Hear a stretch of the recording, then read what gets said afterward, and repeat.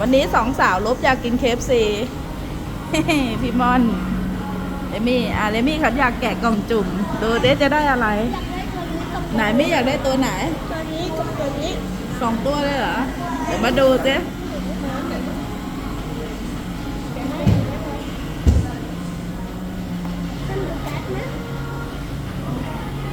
แกะดีๆเดี๋ยวไปแกะกล่องขาย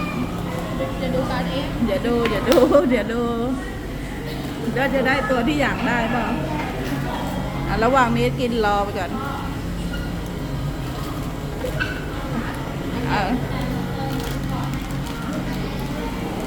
ไหนได้ตัวไหนไหนบ้านได้ตัวไหนไหน ใช่ตัวที่อยากได้ไหม ใช่ นะโอเค ที่เขียนไม่ได้ ไม่แตกโอเคไม่กินดีกว่านะบ๊ายบาย